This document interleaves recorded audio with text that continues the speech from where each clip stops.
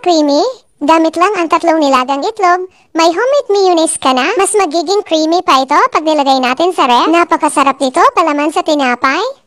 Tara, umpisahan na natin dito sa ating 3 pirasong nilagang itlog. Balatan lang natin ito at slice. Shortcut na para telegrama. Charot! Sa paggawa ng homemade mayonnaise, gagamit lang tayo dito ng blender. Ilagay na natin ang mga itlog.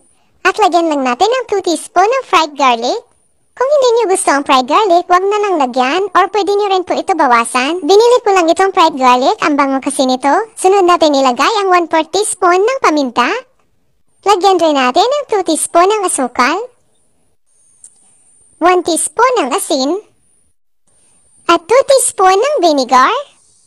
Kung gusto nyo na medyo maasin gaya ng ibang mayonnaise, magdagdag na lang kayo ng vinegar. At lagyan rin natin ng half cup ng tubig. Pwede nyo po dagdagan o bawasan ang ating mga ingredients ayon sa inyong panlasa.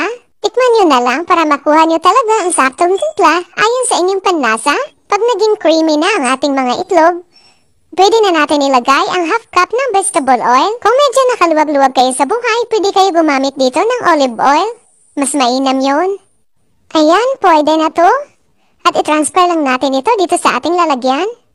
At mas mag-creamy pa ito pag nilagay natin sa ref. Dahil homemade mayonnaise lang po ito, walang preservatives, kailangan po natin ito ilagay sa ref para mas tumagal. At hindi agad masira. Ayan, may pangpalaman na tayo sa tinapay. At para mas healthy, pwede nyo rin ito lagyan ng konting dried oregano. Ang sarap talaga nito. Maraming salamat hanggang sa susunod po.